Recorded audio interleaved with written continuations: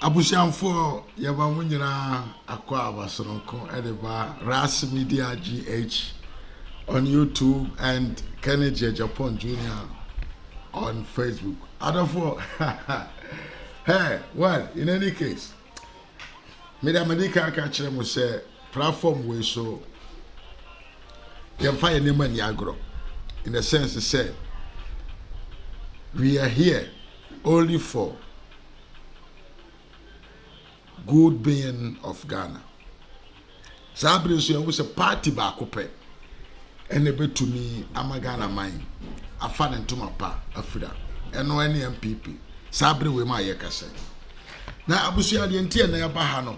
Very simple. That makes it say biwaso na tie ha ye. Abusia hey ayasibo. Miracles aboagye ekopie OKFM despite media studios and not a pay. Now, and so a boa catch yourself and some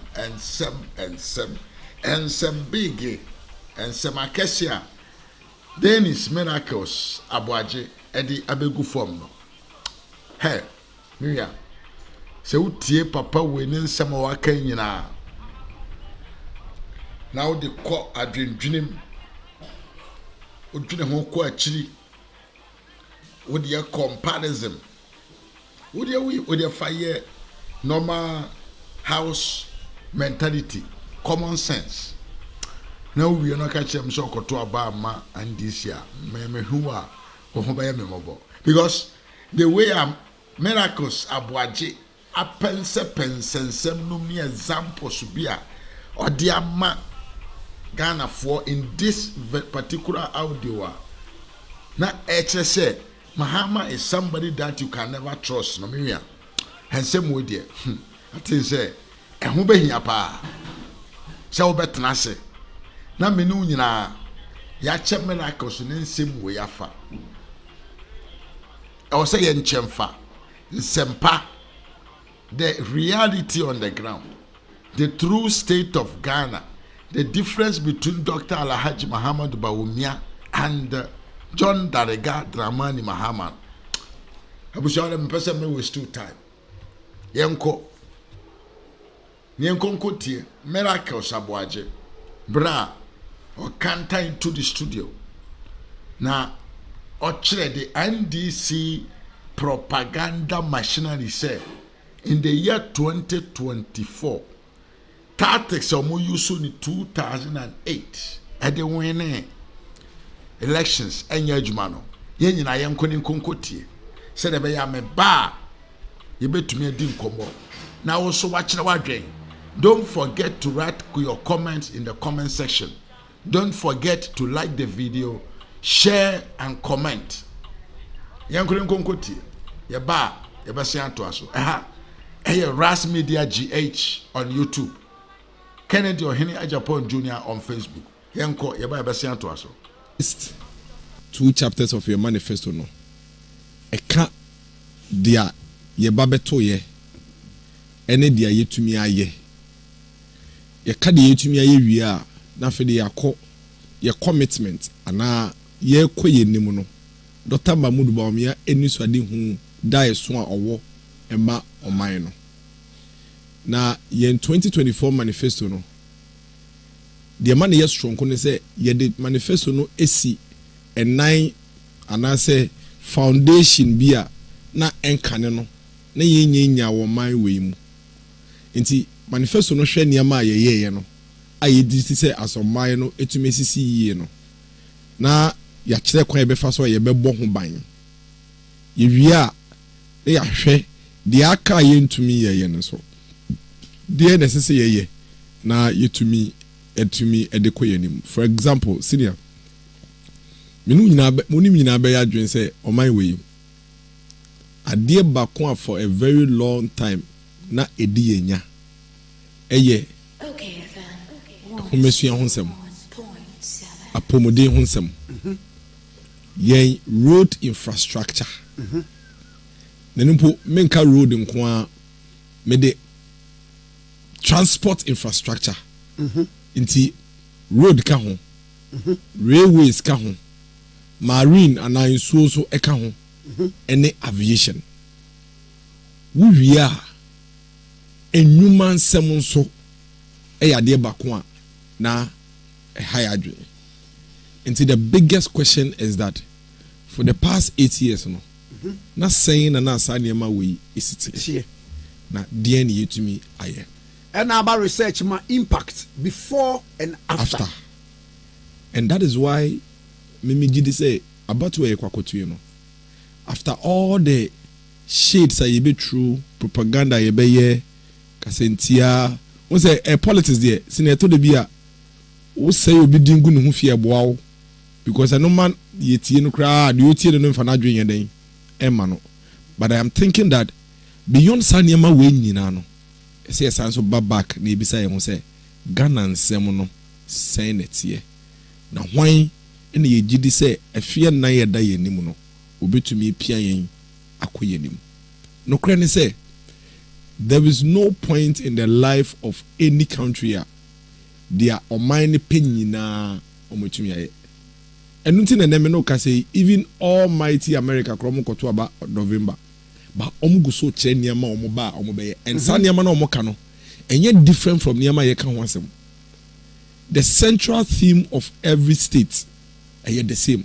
Oko America omo campaign na Kamala Harris and Trump you know housing edimu akotin jobs edimu akotin health edimu akotin businesses edimu akotin. In fact, for a very long time in the history of a friend is saying America in these elections they are discussing road infrastructure. America, yes, to the extent that Kamala Harris is speaking about intervention or the better kwemu in rehabilitating and improving road networks. Because na nsem will be pa me kofa Queens abani ho tutu. Yeah. Enti obia obema yadwen say ye kwakoto aba na wo aban mu enti woni ho kwan say obaba ka che me say me ba me yesi no the person is missing the point. And that's why I keep asking the enti a ye kokoto aba ne say ye won pempen su bi a ye behia kende ni bi na wahwe ne ma bi aye amayen eno nkire say the ananka pese ye nyina ye nsaka enunti na in the year 2004 omampeni kufo no your mampeni enso obekaya all bab elections no or say so far so good. Okay, senior, that was his 2004 so far so good. That was omampeni kufo me say it was fair say baby say now your mampeni and now san ko and I'm kwan so san ka kire say ye nto ba na aba be ade na dey was oba be no nye. It's simply because you were 4 years for a no say on fan sheshe niema. Se wo pew se wo mpew enye niema wo pese wo ye nyina na obetuma na within 4 years. Until the awo ye ne say 4 years ne so a na wa hwe pempen so a ya ba bedu no na we bisa wo say baby ye gina nneyi no 4 years e da ye nim no die na ebetumi asanso aye. That is why offer manifesto now you realize that manifesto no class still doesn't fix all our issues forever and ever. Because any idea about my manifesto will fix your problems in either day. Amaye. Into manifesto when so ebe ye biaka baby ye wonum. Na ye could do 2028 in so ya say empempen so be ne ya ba bedru. Baby ye dru no emfie na ye day nim no die na ebetu ye day. Aye. And that is why this manifesto says that between the year 2017 ebepem 2020 senior obia bedia dance say or my way in terms of your economic growth it was without question. Bebia ebe for mine in the year 2017 GDP, inflation, exchange rate, reserves, every aspect of our economy improved drastically between 2017 to 2020. And no exchange bien ho. Eso say ye pew. Say ye pew. Ye bedu 2020 no. Ye benya akwanhie bi. Na eto de bi asema meka ne say bia wudwin say bia eye excuse a aban we use a. No we bisa won say okay ɔman bi wɔ hɔ a ɔno nso ɛkɔ tru saa akwanhyia no mu ana ɔman bi ani hɔ de a let us say excuse but so ɔman bi wɔ hɔ de a ɛne ɛbɛyɛ den sɛ ɔbɛtumi aka sɛ excuse then we quickly look around senior there is not a single country in the world wiase afa ne baako mpo ni hɔ a yɛbɛka sɛ nnɛmɛ no kasa yi ɔnkɔ through economic struggles ɛno nti ɔpere sɛ ɔbɛyi ne ho afiri mu UK today me no kasa up to now the United Kingdom is still struggling to get out of the economic crisis. Ayi nneɛma no bi wɔ kora na like Costco Asda no ne adeɛ o tɔ a yɛma ntotu. Oh, at some point Germany at some point last year almost short isam any oil at some point. In fact obekaya 2022 it's an economic crisis in the UK.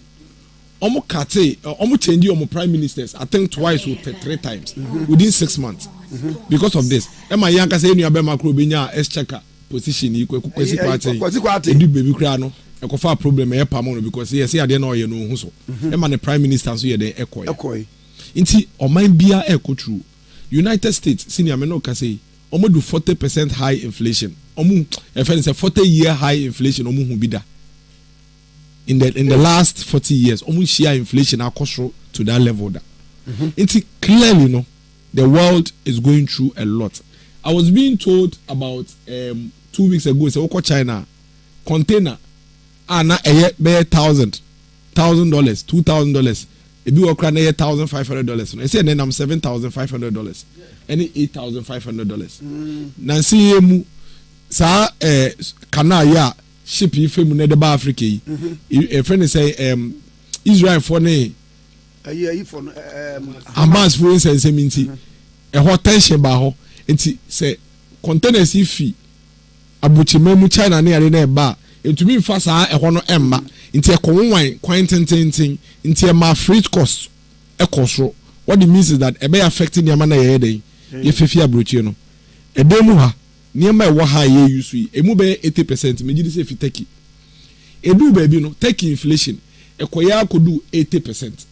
Nti se okoto microphone yi fi Turkey $100 a month before na buy a o se akoto bi ma akọ $180 e ka no ye remember consumer no e wo my way mu nti se ye pew se ye mpew e yo ha ni abebresa ni akwanhia ye ba be hia ye be no nkire se wo ya aban na wo hia sa akwanhia na obeto nsa akọ wiem na waka se mabre mintumi ye ho hwe nti dia mpe bia monye enu nti ena efi 2020 ho a bepem nei aban we ya dane ni oman kakranka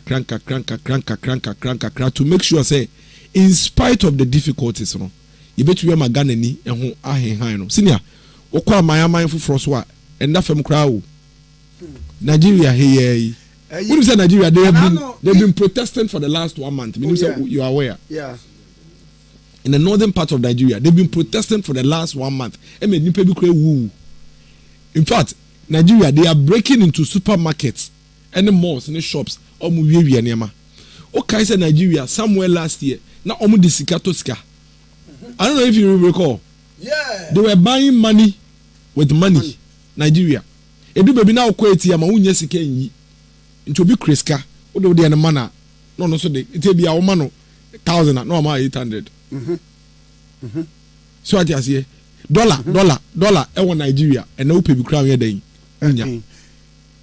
nti we really need to understand say a lot of countries are going through a lot of crisis and for us as a country no say your politics pa na ye ba be na enye say bia mijina ha pa dia senior I can tell you without any shadow of doubt say in all humility say ye nya ban papa wo hwe kwan in the midst of crisis nesefo ye tuomoka teacherfo ye tuomoka in the midst of crisis ye fa nesefo adwumam ye fa teacherfo adwumam and this for say mo sheda wonim sa ka be 3 months me beto aba mo si ye fa ni 15,000 na mo fa mo wi a na mo ntimi ntua mo kanti o mo de o mo nko o mo mien fa o mo ba betua ka afem pese mo de nya vote sina wo say NDC for no typically nankasa no election way aye diamomo nti nsem ni bi wo mo kan hu ne tie hu ne nan senior unim say no government in the history of the Fourth Republic has recruited nurses, doctors and health professionals within 8 years than the MPP has done. So 15,000 or more cano. And no quantity recruitment in the last 8 years. Oh, there be. Yeah, about Bemono. Not necessarily Tiffy, but what you necessarily Tiffy, NDC for formal 2013, 2014, 2015, 2016. In fact, let me put it on record. For the entire 4 years of former President Mahama presidency, necessarily year school under his presidency in our Fabakumpo. In the year 2019, year recruitment at the finance for you conform from 2013, 2014, 2015, because there was a freeze on employment. Exactly. No, me need okay. It's true. There was a freeze on public sector employment, especially teachers, nurses, and the care count. And there's no doubt about that. But that should tell you, say, so Baba catcher will say, yeah, Kotwaba, 18 a year for nurse for 15,000. Now, Bisa will say, nurse for the one yafa in the past 8 years, and no, how do you account for that? Now, we are aware, say, you see, NDC, I can open the letter and read to you. November 2016. Aka 2 weeks e koto aba no omo finance for e wo my way mu omo release in fact omo release financial clearance omo the recruiting nurse for. Now what happened is that because it was so close to the elections inti omo tuma recruitment in wie e na e koto aba ye to aba wie omo lusu December mu no na omo finance for you omo lusu elections no December mu no omo finance for. You see, when it's time for serious business, see the men say possible allow you this omo ye now referee say 13th for say 18th December and almost signing a friend is saying contract to the box site and man Crovo. Even on the 6th of January 2017, and this is for a signing contracts. There's nothing wrong with that because until somebody hand you over a Viano or Independence Square, now new president and I swear Otono, una president. There's nothing wrong with that. And see, what is the big deal? If a buying our finance for any teacher for seeing Obiano. Or say finance for any teacher for nti anya bia yenya financial clearance ye betumi finance for no yenka say about 20 yen fa omo ye bejo matena fie te say na wuja omo te fie 4 years na and the fact of the matter is say in spite of the crisis senior there is not a single public sector employee obeka cho say bosumi aso abaye ntumi ntuaneka. In fact, even in the crisis we are increasing public sector salaries even in the crisis. Okay, say somewhere in 2015, was it Bajo say? So recent year, I'm say 23%. 23 was 25%. Yeah. Okay, I say under the NDC, when they encountered crisis, almost the 3 months pay policy be by. Senior, you can't blame them because the economy was struggling. So the easiest way for them was to cut corners. Into what was happening, they say, "Tija did I have no? Or you about 1 year, 1 year." I buy say even though why 1 year no. Nkese me tu aka 12 months ba miniska intimate you at 3 months nurse ni oye adwuma 1 year yes miniska intimate you at 3 months no more friend pay a friend saying 3 months pay policy, but we haven't seen that under this government. In fact 2020 crisis in buy no it's under the friend saying health crisis in nti Abai was forced to employ a lot more nurses at that time and introduce additional allowances and incentives at that time to ensure that we protect the lives of this country. And then we can say senior 5 million Ghana Fomba over 5 million and a senior high school education more a buying or minor etuo mohoka free. Maminka semichiro Brakwame every 2017 bepemune a buying a spending over 129 billion on free senior high school 129 billion on free senior high school you triple the amount of money we spend on senior high school from 6 billion a year to 18 billion every year. But so what here his excellency John Dramani Mahama on free senior high school oba expand the infrastructure beba enrollment in because nempo or the about private schools ni nyina oba enroll no mu nyina I keep saying this. They be the same way. Say obi be catch us say me ba me yesi yamowa. Me any problem. I then I say your Ghana your problems na the same. It is solutions no normally similar. Me how am me former president when say yen tunte so to fam and sign fire teacher man den ɛfa ɛyɛ Ghana ɛne nipa ɛho adeɛ 2008 wabra na free senior high school enyam be ye policy kra na ye ka ho asem keke kra no wonu political party eye advert mbako 46 etia policy na ye nyam mayo say enya de papa. In fact, Lee Okran, Minister for Education under the NDC, etna TV so e kan say free senior high school no enye possible nanka eyade ye betumi aye anka Kwame Nkrumah ye na Kwame Nkrumah ntumi aye ne de na nche ya de betumi na even the Soviet Union kra entumi amma secondary education aye free okawo TV so senior and the General Secretary of the NDC Fifi Kwete ekaye ofre press conference e catch am say free senior high school na ye promise no all lie be lie 419 policy senior NDC 4 year protest e waka kwan ho e march ye e bo band free education 419 free education 419 omampeni dada John Dramani Mahama ejina Ghana fo nyina enim ka kire mo say I will not implement free senior high school education on the whimsical promises of a desperate politician. Ni twi ni say me sorry enye free senior high school because politician bi to say Akufo-Addo or say chinchinachi e say your mampeni e promise. Senior, even after we brought free senior high school education, omo ka che and say free senior high school education ebema the quality of education akofem. Nyame adom quality na akofem. The performance of the free senior high school graduates, it is better than every WASSE resource we have seen in the past. When that resource also came out, the same former president Bekache Ghana for you say, oh, at the end of the crano, wiaye.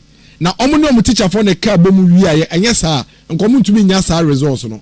Senior, and no, anything as Oba Bekache and say, all of a sudden, free senior high school that we go in fear, yes, and your mama keke afede ebusiafo montoma me na se montoma me a omo di ade ne bae no ko mahu ye omo na ade ne yom dae so no omo ehu ye omo ade ne yom ni so ade hu no omo ehu ye mi mu a be kaseti aye mi a me se mi ni gide wom mi a me se enye possible mi a me se mi wo 2 billion na me friendship no me metumi aye ni ye sen de ode ade ne bae no senior does it add up sebe o wadaro ma de enchi you but se ukasa se mo kira oba 9-year-old kra we bisa se dada ho minkai say enye possible say yebe chinchim other aspect of free senior high school. There are so many other aspects of free senior high school we need to continuously improve.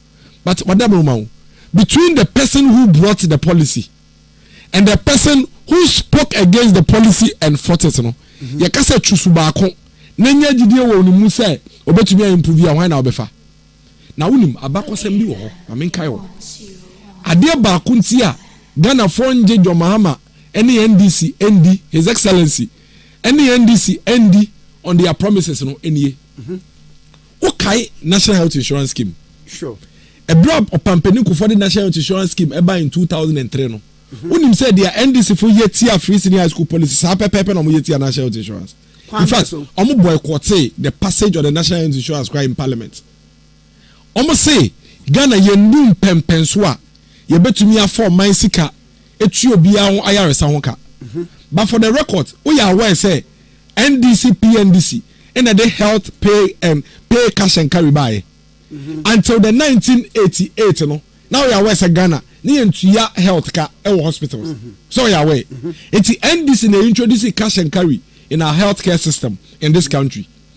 Fast forward omampeni kufo by you know say Ghana fo wu adentina say so bitumi yare e wo kuku a ayesuwa no na ese ne sika on ninti na wewu owo ka obi anadwo de suo mu na wewu obi ti pai no onni sika de be ko hospital immediately na wewu ye ntumi nchechire oman saa kwan no so nti se ne etie bia si ye ho chi yen si ye ho nchi yen si ye wo sika asoman si ye ni sika asoman apomudin wo nsam nko ade ye ntua ho ka ye tua ne ye sika nyina sakra enye hwe ino de national health insurance scheme ye den e baaye omugu national health insurance scheme hu fi e kan say tax NHIA tax national health insurance tax a mampeni ko for the aba no e criminal sa levy no nti omo ma ho kwan e ma ne mba omo ba ye no be 2 mu. Now do you know what happened in 2008 ye koto aba na afede omu say afede health insurance no aba be crucial. So we a political party na say one car health insurance no one say me ye pa there. There is no way I will win elections because everybody was happy. In fact, till date, me did say, "Ubi so be our my way." So on policy ba ko Ghana ha, Ghana ni be any jemwa a health insurance because I don't know my here ni. To me, a story ko dia pobodin. Enti now they realize that elections here a thing. You see a peko in biso near the who better health insurance. So do you know what they did? Almost start here. Oh, health insurance and ko for we here. Yeah, mutuma ya. Sa premium na afibia mutua e renew health insurance no ye be no one time enti wo no utua sa premium no ba akopa untua biem kopemta ma obewu sa mails penso ai untua biem kopemta ma obewu na ye na ebetumi aye ade ni ye ntimo ntoma ye ugidi se wo ye Ghana ni na otesa asemu ya umfa health insurance aba e de opomuden hu se makoyie untua hwe afobi abe promise wo renew na kra no memo atua de ba akopɛ untua biem kopemta ma obewu a so ba di afa Ghana fo gina no so eto Obama former president Mahama and former president Atamels NDC aban for 80 years omoba abemu they never mentioned anything about one-time premium health insurance. In fact, the only time omoka ho asem no the general secretary of Fifi Kweti fafo na Google Fifi Kweti on national health insurance e ka che Ghana for say sa promise bi na omode maye no it was overly ambitious and yet realistic intenya do mbetumi aye sambre no ne yenya to aba momo awie ye ho hwe a eyeye muntaka honorable muntaka kama pressure ba mo so 2014 2015 no SEO mo relax 2016 by second quarter they implemented one time premium ye kokoto aba in 2016 they will never mention anything about one time premium you know mudi fi abemu the same game plan yen kasantia free senior high school yen gu hu fi yen to hu pe abato mbraso ade no ehia Ghana for pawo 5.7 million people senior it means that anya hwekra ya fa ne se busua bi ade emionu kra over 2.5 million households 2.5 million households and are benefited from free senior high school. It is one of the most powerful political tools that any political party can have. I'm telling you, do not play with the free senior high school policy. Whether osikeni and now ohieni, the fact that oba ebeko school ofa ne baga na oko school sikana ankempo odi bebeko tua ne school fees no utumi the top provisions ni biye dey eka homa no ana ne mpabo bi owo no sempo wo yesikeni a aka beto shoe ba kwa mana utumi nya sa sika no eto mienu no don't play with such a policy. Free senior high school the only policy a create equity among the poor and the rich to dream and believe say they can be anything they want to be in this world. Me, I know what I'm talking about, and you can see I'm getting emotional. So what's in a classroom?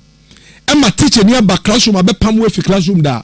Obeti free senior high school. You do exam time one, and we almost share that list never. I'm telling you. Now a boom spirit, a kum sunsun. They are swinging it to be few team. Now we prepare for exams, no. A son is a dear chair who shows a beza beba class in tea. They are all kind of crampono and co team. Now be dear say meti okwapman school assembly hall. Ne kasi pa. Na yasese ya huni ye true exams. Na beza. Na utrodi na we share gates. Utrodi na we share gates. Na when you tria say beza e wura na okra sheet of paper. Na wafo akogina stage no so. Ni eba be frel. Na wujira ho saa ni abeto book nim na wudi bezechi. Nothing kills the spirit of a young child than that. Nothing. Eti say sorry now who say obi a good free senior high school mufia no ntia. Let me also tell you another thing that free senior high school does.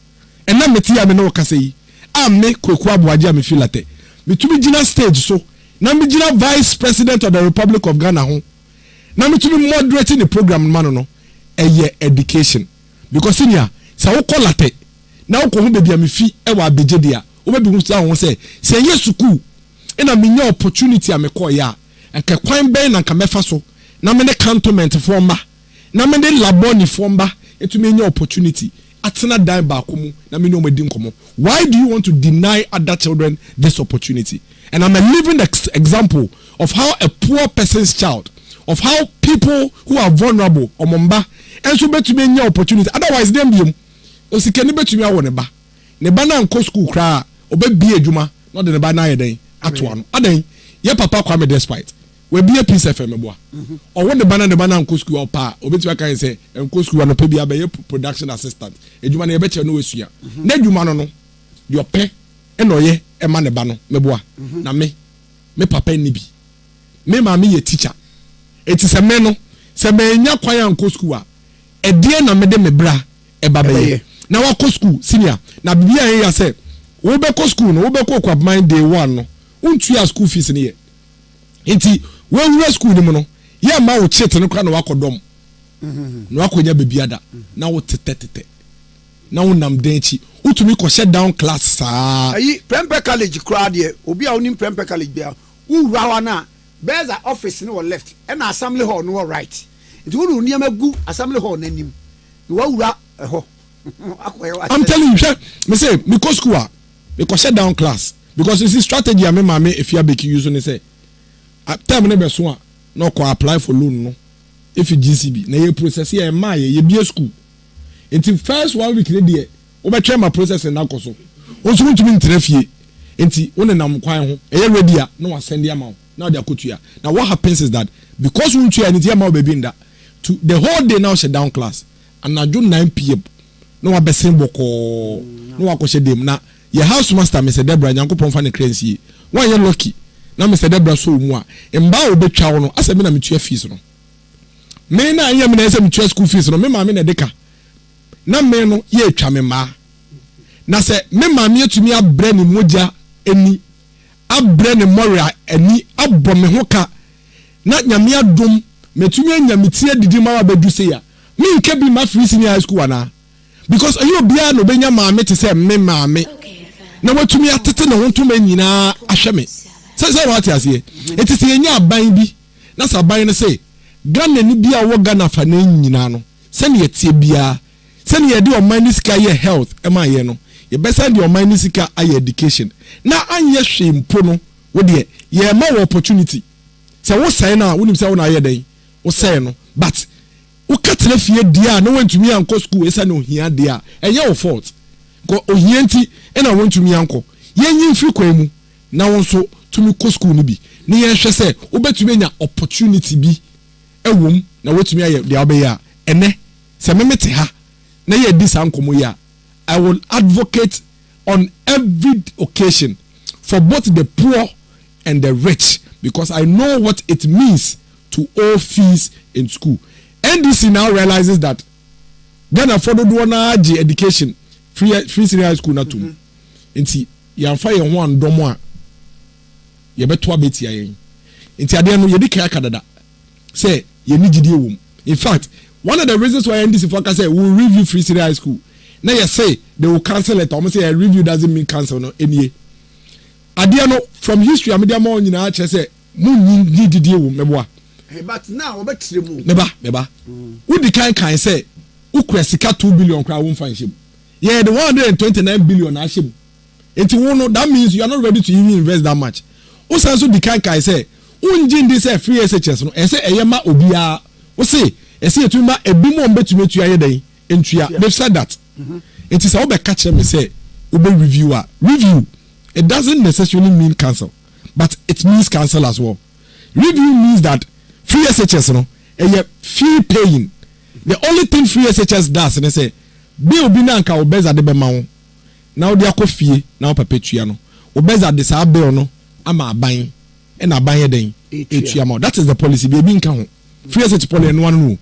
It is how can say be reviewer. These are the things you are likely to do. One, e bia oba review na opesa wo ye no kire say wo de sika ni bi be den e be ka ho. It can be a review. Bi so a wo ba wo beti so it can also be a review. And our components no be be a frame. It can also be a review. E bi kura so oba. Obetimi aka say kwame ambo betumi tua. Nti onu ntua. Kwame nkomati ka say don't ntua. Nti onu ye betua ma no. Obetimi aye no so meboa. Nti review can mean several things. But at the moment, yeah, to me kasa oba cancel because of commenter when making no nature the kind of reviewer who envisage say obeye. You have said you don't think everybody waka omanpeni mama kasa onyi ni say etua fees mo bia waka o say yes say ebumuntua na ebumuntua. So that is his belief. Dr. Mahmoud Bawumia belief ne say uye here no uye sikeni interest school fees na ma oba abai asudie no. So there's a big difference between what Dr. Mahmoud Bawumia believes on free SHS and what John Mahama also, His Excellency also believes on free SHS. It is a catch of say what you say about between. We are right based on what comment I will make and then we principle our on free senior high school. Number 2, senior. Esa so mo say Ghana for the Beaji free senior high school atumunti all of a sudden. Yeba free SHS no kra omo mo de ba mo hu ye. Say be a committee ni ko tena ase no. No mo so me no for. Omo de niam egu akwamto hu say ye expand ye betimi expand. That is what actually this election comes down to. This election comes down to the two individuals, former President Mahama and Vice President Dr. Mahmoud Bawumia. Why? Any ye wo didie e wo ono ene na ban mu. Any ye ba be hwe say musu ene mo ban no Senate ye. Die si anano minti ena Ghana for ni didie bia wo John Mahama His Excellency mu no. Enye the same strategy. National Health Insurance no. Say committee no kwatra say 2008 omu say health insurance na kasati ya na fe de Ghana fa jatum. Nti yen kan chom say be no one time premium ye be ni ye buy no ye. So man ye 8 years omo ye basata na enya to amomo ye hwe yi. Nti enei say ye kasa mpenifo me ni ye be yi ba ko based on side we are. Why should anybody or why would anybody vote for the NDC knowing what they did to us in the past? Because on my back some kire say ya no mo ye abato obeso a ade na omuso mu gidie wo mu no no ma dane omo wote say chameleon no no mo say afede ye gidi wo de mo a no mo ja to nchen because they have no belief in it. If it is based on track record, see a two abano based on trust any sincerity there. Former President Mahama and Nabai, they have no basis to stand in front of us and tell us that we should vote for them. And you're very disrespectful. And you're very disrespectful on the part of the former president to tell teachers and nurses, say, Omuntu Abamano. Because school for no college or nursing and teachers and here for mano, what your allowance free on Abba. I think it was later restored. No, they never restored it. Okay. Even to date, even today, still talking about it. They cancelled it. Almost one person in loan. They rather want to make it a loan to the extent that say when Quentin and me give you a mobile 20 yami and Kamuntu yami. Eti Argentina nursing you or nursing college and on top of my oh dear and never can was a Montomami because more allowance no I buy so to 12 months but them can 4 months on as I'm okay now say what you senior say what if you are when you and they say we adwuma that for that say beka chance we sit akwame and no advert buy e dan do so nti mama next month we sit kana akemu no metua ma de na befa mefa de because anya hwe krampo no obetumi akọ Fidelity Bank and stand chat no aka chom say mama mo bosia na me pay slip ni ye de meka obetumi ba for that say waka che father say father we dem am introductory letter che say we de meka na me fa nkoje bosia na me didi emfa shape meboa. So they are never the same. Cancelling and taking away my allowance and yet it is not the same as say aban tua not the make some months. It's the identity say or two abama based on the away man no. There is no basis. Senior, and you're very disrespectful on the part of the former president to tell medical doctors someone to abama no. When you look them in the eyes and told them say compensation, all the doctors asked at that time they say Mr. Shemo, mama your conditions of service no. Improve kakra. Do you know as or say he's not going to negotiate with them. In fact, based on some doctors no or call but one I was Rwanda. I think it was Rwanda. In the presence of foreign people or catch say me krom omo strikes ma catch say me ma be me who strike who my also join funu. We so sekai Until labor unrest means nothing to me. He looked in the eyes of the labor and told them this. And you're very disrespectful for you to come back to them 4 months later and tell them say they should vote for you. It's disrespectful. It's painful. Former President Mahama, ojaye se esum ke bibon undoye esum ne ba ye no okwa abrochire na okachire wiase afa na nyina se Ghana yenya crisis ye de sumu nti wo generator no fa be fem yen generator no de ba wo de fa be si wo ye betua na kakra ade no kra de wo de be si wo say wo generate power no je power na wo generate no si ye yusu ye betua ka kwa mi temi ye and omo the generators bebre ba ye nti ye free bebre. If you know what happens, by the time I do 2016, no, near generators be brave as I generators, no, a bro power cray here so, but see what happened. Sika I a better fool, Sika I a better fool, a good generators in no, na yenibi. And we had so much power generation capacity, but we didn't have money to buy fuel to power these generators. Senior, for 4 years. 4 good years in the life of this country were left in darkness. Now thermal plants we only came and then oiled it. Oh, but that is actually true. Now if you say your position, no, not the be catch Ghana for say your energy crisis, no, financial. Yeah. Yes, we are not disputing that. Basinia, remember, say about free generator, but they said anything. So that's what they did. In fact, one of the reasons why we are going through that crisis, because a lot of the IPPs are signing, you know, take or pay. Yeah, take or pay. Because generator, they say we free generator. They're saying a strategy. The real problem for this country when it comes to energy, the ability to buy the fuel to power the energy. That is the problem. It's true. But for 4 years, the truth of the matter is that for 4 years, they could not buy fuel to power generators they have taken on credit to give us electricity. And you know what happens? Factories shut down. Media houses lay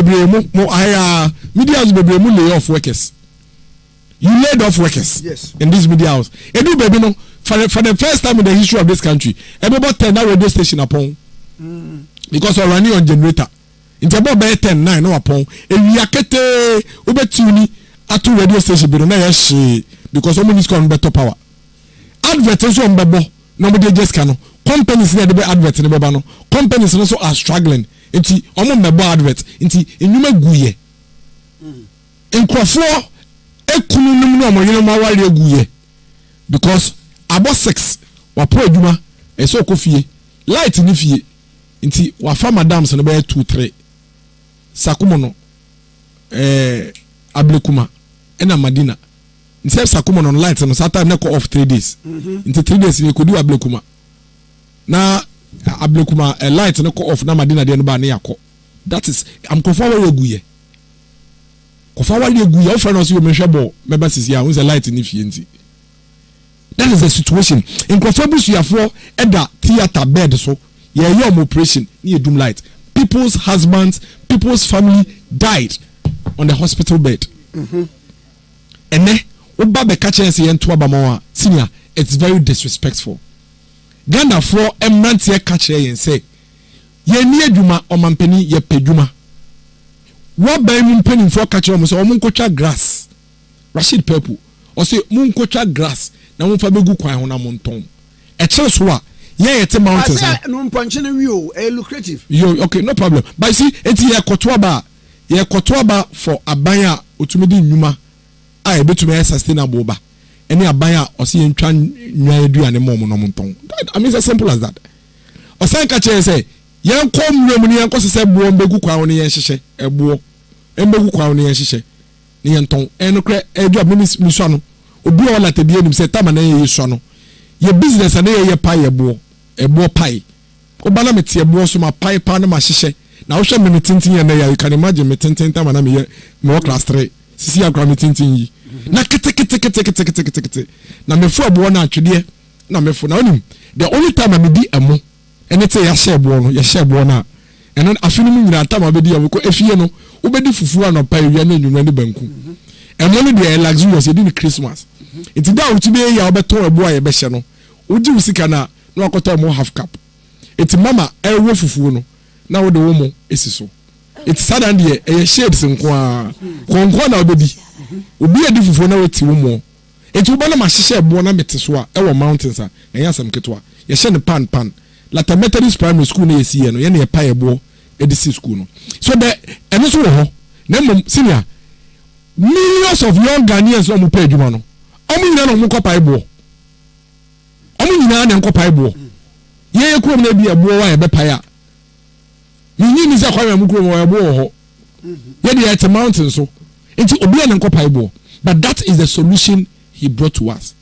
In fact, a Drew baby or my room under former president. And I'm saying all of these things because strategy behind this if I say about where Kokotuni, you were close to some 3 million voters here. They were never there and never saw the presidency of former President Mahama. And to him, so what the 18 and now, we more ya when ya buy or tisu yo. What the also ya on one because Tamana former President Mahama wa bemu now 10 years. 10 years, I didn't see a doom Kanya mother. So abandon the dumo said they don't know him. Into you know the 18-year-old person no kwakotwabano. The onimwa ye ekufuado aban. But the truth of the matter, it says Gen Z yomuti asene say definitely we need to make a choice between two leaders, and the former president is surely not an option. I respect him. He's a fine man. He's a good man.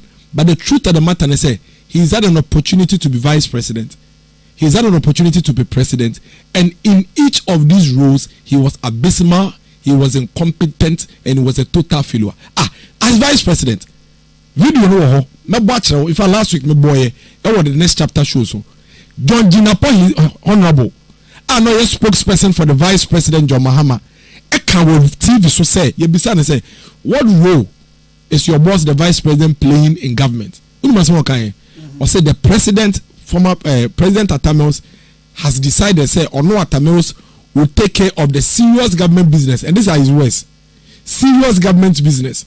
He's concentrating on the economy and all the core government business.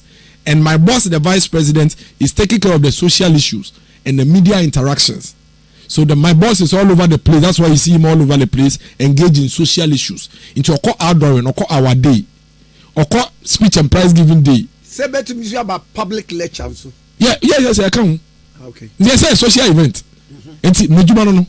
So that was his job as vice president. So I just say he has nothing to show. And then Dr. Mahmoud Bamia Kanye, I want to lecture and say, be counted for something. Be counted for something. No matter what it is, be counted for something. Something positive. Definitely you have a negative on you. But why is it that negatives in one? Where is the positive? One thing, mention one thing. I say, oh, me as vice president and as president there, I dear my champion, many initiative, I'm a champion, and they about my women back up. University of Ghana Medical School. Why they see infrastructure? You see infrastructure, you didn't see the boom. Can I say a good for the son? Can I say a man transfer of a ball? Range Hospital. You can see a man transfer of a ball. You see a man for card and can see a man call. Infrastructure, they own him. Infrastructure, no. A budget line. See, can one of the mark contract and quad obese. And we have found solving problems. Problems are obi and yabi. And I'll give you an example. The reason why infrastructure ain't a big deal, and they say, oh, to me, spreading infrastructure at the same time, MOB and yabi. It is an infrastructure on Kwan or the record there. It means that because Okosi Airport, Terminal 3, let me come later. You had to sign a airport Terminal 3. And you go see Terminal 3 now say, Udiano, and I say, and no need the entire nation to Abama, met with you. Because the only way I met to Abama say, Kufa de Yalate, Manfequine. It is a Minya media they are. Infrastructure, no Minya media they are making us what. So infrastructure, yeah, they are. And no Obo numbers, no, I Obo. Na odi akyere dia waye ne dia odi oman ni sikaye ben ya dia utumi gina so se mi so enum na me dia wura abato fufrom because obi aye bi na dan kweku fado ko hwe development awaye University of Development Studies na see University of Health and Allied Sciences umuye ko hwe University of Energy and Natural Resources aban na aba we initiate 111 hospitals at the same time 111 hospitals. Bungalows, no government has since Nkrumah betwemu abembie no we provide infrastructure accommodation ama police Akufo-Addo. Since Nkrumah twemu abembie no we provide logistics cars any logistics ama police any security services Akufo-Addo. Since Nkrumah Nana Danko Akufo-Addo at least 11,974 kilometers of routes in Awayamo on my way in 8 years. Former President Mahama Eso call parliament. Omunyina call parliament. Eko yom record. On also say 4,600 or so routes. It is an infrastructure and just to abadia and you want to me campaign. There is no sector in infrastructure Mahama Uchayen His Excellency. None. The number of if I say fish landing site I see and then cruise ships. A cruise if you are memu and until we are suffering na be parke ewa omina na brofosi no makoye to ko he Jamestown fishing harbor Sunyane airport and then me no kase obetwe twa ticket na wako ko hwe de aye Okumasi airport ko hwe Tamale airport interchanges aye ebia so Tamale for so it's infrastructure there unim say 2019 number some infrastructure here campaign what is omuka wansem da because it's there vivid. There is no way the NDC can match the MPP anywhere when it comes to infrastructure. Not in any of the sectors. Yen pe in here to me found kola ya triple kola the way them go secondary school. I provide infrastructure more. You started senior high school near double track. It's said dormitories, classroom blocks and also. Me no can say 80% of secondary schools they are off double track. Omo ko first year last year no 80% of them are double track. It's a more second year, third year, no more facing out now. No more double track that no. They are all facing out. The amount of infrastructure by way provided in the education sector, no, we have built more hospitals, more health facilities than the NDC did. You are listening in our manifesto, town by town, hospital by hospital. Irojet hospitals are co-financed here in 2008 for 8 years. Of the NDC government, Oman we Irojet Hospital, Kufase for Yeniaba, yes, 9 hospitals. It's infrastructure there, you found Kasem. What makes a difference between government A and government B? And they say, Utumi trust no one doing D, you say, A. Are there Ben the make me create a equalizer for every citizen everywhere? That is what makes the difference. The NDC to date doesn't have any. Who be someone almost social intervention, no, and yeah, no one say health insurance and education. In fact, social intervention and one health insurance and one free education. Those are social intervention. Social intervention and only LEAP, livelihood empowerment. Those are social intervention. Social interventions and the policies are a creative equal opportunity, enabling opportunity, Emma Obia to be able to thrive. We barrier no because you see the only reason in here we ban now ye sikeni bano. Obenya opportunity asemi and say obenya kwayan school.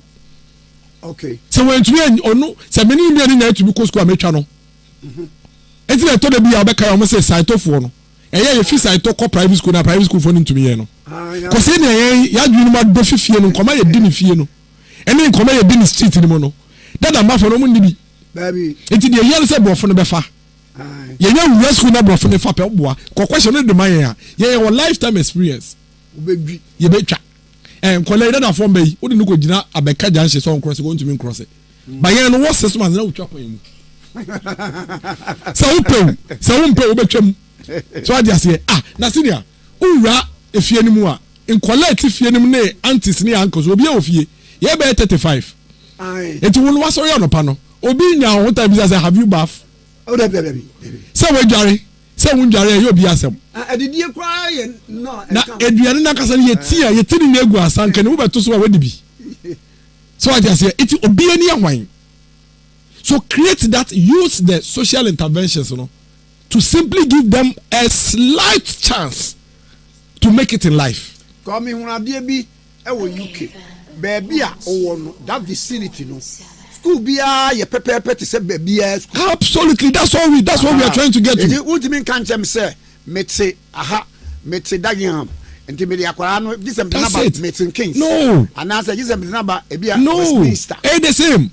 and standard nyare and until they start education reforms here and this for group pia ye buefu no and na kwhwe kwa benya keji no classroom no cages na yesisi ya no classrooms na smart board so smart board ai and ankwala no kg but okole bia wa tablet ni akwabenya ho junctions atomic junctions way wow omo tablet si omo anim na nei ye ma senior bisa odame ne ma no owo na 3 months no ma tablet ena e de jiji nkola nani akwara no kura ni mu se ye 3 months bisa odame 3 months no kura tablet na denti ena odame nkoamba ena nkura tablet na odame say tablet ye nya bi ye nkola bremu a e be den mi we University of Ghana mi we level 400 that means so tap mi hu computer da na me kai Mr. Kwame ye wo kwa school no Mr. Kwame computer class the only thing I tell me I DOS CD dot. Onamu Dambotwe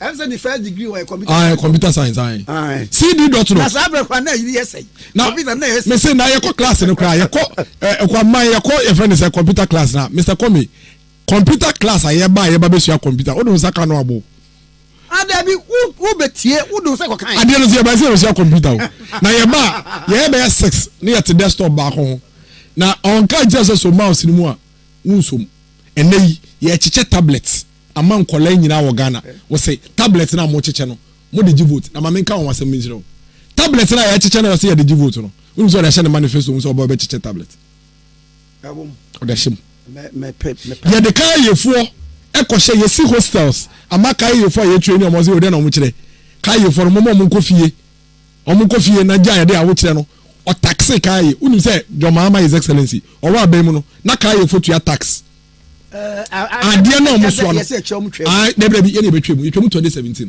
kai ye tax ye na betwemu 2017 it was part of the 25 nuisance taxes ye free so na ye ju omo na etimode be no na omo ju omo tax kai ye tax ye na betwemu ene unu say kai ye hostel na vocational training unu so do show do manifesto set to improve upon the ina make catch say oye political trickster oye strategy no de nam we mu say ade no say wo ka say wan ka ne sa ankofo no betweti ya onto de bebi edu yen ka do mpebia enu ti da omo manifesto no omo twa ya say chenchena achi ye de aso mo ya omo de na kan ya asem a opposition leader de facto leader of the NDC what no opposition 8 years when to me and for manifesto amba nipa ye yi no 6 months ago November ye ono etime de manifesto aba ode ba ye dan ye announce say ye be manifesto launch ade echi ya no mo so announce o mo de so be na week later na mo manifesto no mo kai no niam miensa niam a o kai say 2012 ye nto abama no ba obeye no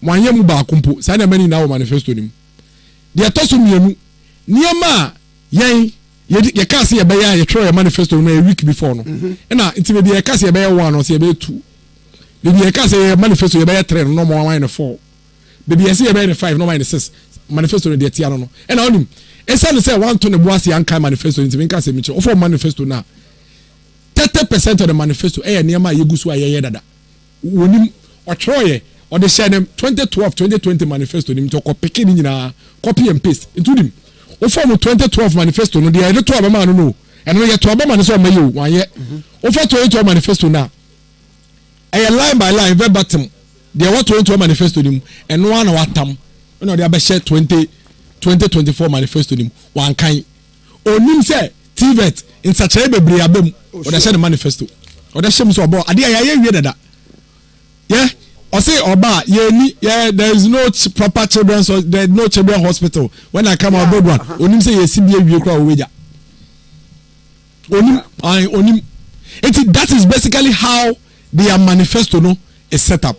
But I can tell you, say, Dr. Mahmoud Bawumia listed 14 thematic areas as the key areas for his manifesto.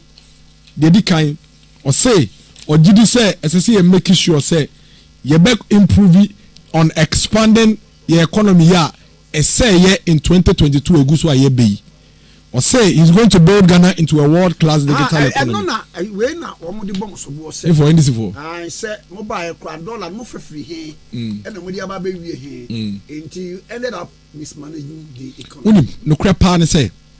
Anytime the NDC speaks about the economic situation, we don't argue because indeed the Bianca economy no koduno enye between 2017 and 2020.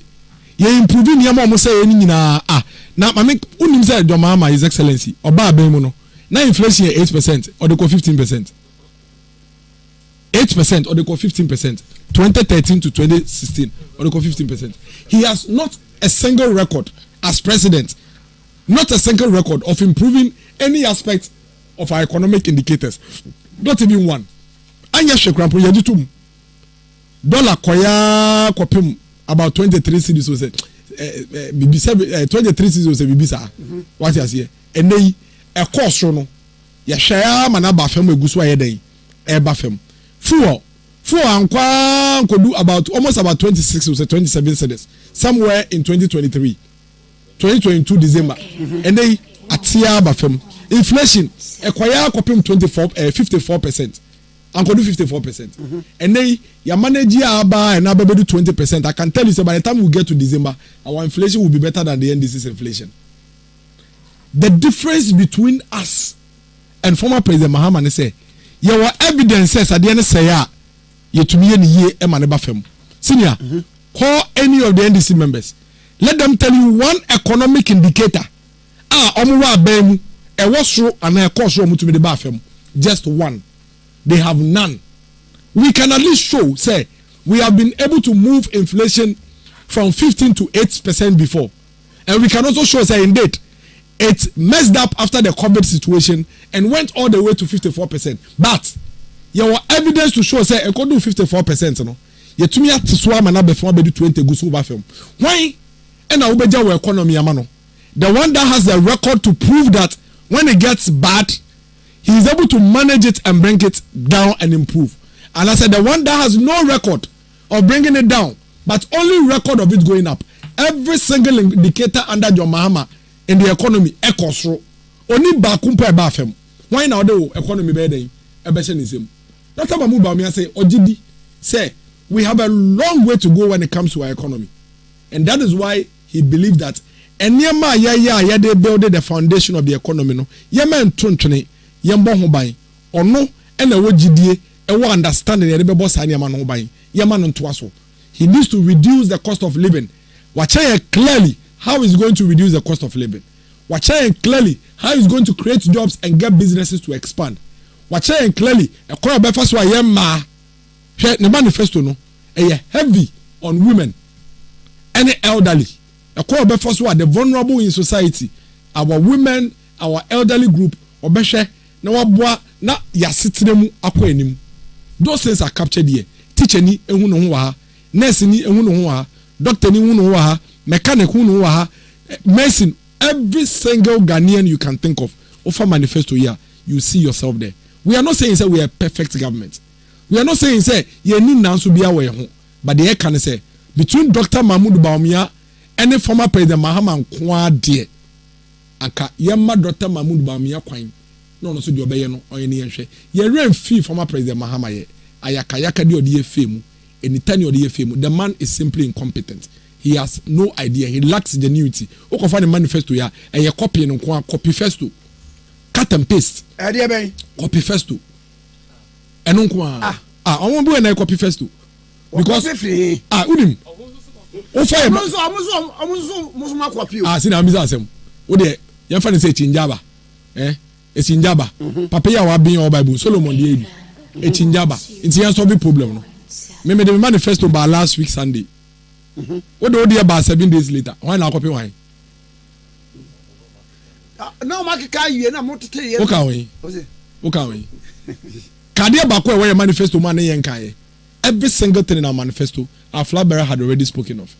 Etu de wo kan na so ye kan. Nti no cancel obi ya dem boa. Interference and call level another level of testing. Me now me the manifesto by a week before one. Me copy now manifesto no the bad abey. Adentina what no opposition 8 years. What try ama me the manifesto by first. And you copy in here. Adentina that me announce say me launch me manifesto. Ade chi announce do date by. Now we change there. Na the empa na now we change. And you copy in here. Me say what's your manifesto now? Ade bi I say be 1 no. Omo say be 2. Yes, ye be a say ye na ya kan kwa de o be say ye ka say ye be si a say si ni ya papa say ya papa make so be di party dem a political strategy. Say me but it's true and this they are very good at that. Say nothing no dada in 2008 somba health insurance no mo cassette o me no one time premium e just to aba mo man ye e bia no mo ye free education. But I can tell you, we are not going to rest. NDC, they know they are losing this election, senior. They know. Why? They know they are losing these elections. Because they are not credible. Omo are credible. They know. They don't have a credible leader. Omo need leader or yes sincere. Or the kasade. Or steez bi. Oh, no I turn the boss, no kakasane boko bi, no can the day be. But on yes sincere. They are losing the elections. They will lose these elections. Not because MPP is a perfect political party. They be. But simply because between the two leaders, Dr. Mahmoud Bawumia and Mahama no kwade. You say, utie, unante from na utie nei Dr. Bawumia ye campaign on cry, oka Blekuma West na de. Udopa kotiative, am guy say ade ne de. Ai, now so MPP ho. But Mahama pa de. Because omo hu ne da. De empa na aka Mahama de brain bi mo man we mu. De empa. They are going to reset the economy. Ye pe upgrade. Mami ka se mi chiro. See ati yi. Mami amu phone na ma fe. iOS no, you update. Okay. Oh, reset. Do you know what reset means? Reset means say what paper dey na wo ho ni nyina. Ina ko share say foforo. Anya bia senior to be very fair with you. There were challenges and there were difficulties. But would you decide you Ghana he nyina yen papa? Eti eni bia say e bon ho ban. Ye ni bia say e so mu ne yakra ne yie. So you can't reset Ghana. We can't. Because immediately you reset Ghana, it means that you are wiping all the good. Here former sika omunya le free the school be wipe. Health insurance ayedenya obe reset it. Hospitals are yesterday enya obe reset it. Enya holistic. That means I reset. Because reset there holistic. Reset no. You see again obe reset yes all can say odi bibi ka ho. Offer for na reset to factory settings. Eza na actual no. Aye. Nti wo reset to Nkrumah na Ghana no be resetting to Achiampon time no. And now be resetting to your friend say Rollins time and now resetting now no wo resetting to Kufuor time. And now your reset is to your time. And I make say your political trickster no. Or ka asem na no aka netra. Senior, to be very honest with you, we have challenges. We have serious difficulties as a country. No doubt about that. But respectfully, in all humility, what Ghana needs is an upgrade. We need an update. I see a koyenim upgrade. You know what the upgrade does is that niyama pa eye no eka ebo ho ban yema wo. Na dia ewo na enye papa no na fix yama wo. That's what an upgrade does. That's what an upgrade does to any system. Let's do a system update. Normally, even tech for the now you don't even talk about reset anymore. It's an update. The update will do two things. It will protect all the good things and then to fix the bag. About fixing Yama and you know, the man has no plan, and that's why he wants to take us back. Who wants to go back, Syria? When they want my woman person come back, even though we have challenges. The penny say, near my power on your bed bomb by none no credit. I can't difficult my no. You better fix your money. So between Dr. Mahmoud Bawumia, who is going to upgrade Ghana, and former President Mahama, who wants to reset Ghana, we have a choice to make. And we are making a choice between a reset and an upgrade. And I can tell you, say, the Ghanaian people wants to upgrade and not reset. One means how reset no kind of crazy. Or do we pa anka on casa no kind. Now, and there was a question and represent say, oh, wa be adena. The Obian onion. We said earlier part of our conversation. What they buy? Yeah. Emma also can say so. Be a war manifesto. The Oba dear no Baba. And no put say can ingest. And no can ingest. And no can ingest. No, I feel you can asem. So I can't obisa question. Say ye be we then my no say not 20 boss no church. Yeah. The fact is that and they see a free city high school. And nothing ye can educational. Yan drain free high school fee paying who be no. I ne ye kata share with ye. Enti ye moving on. Now meba so. Enti ende you know ye discussing education.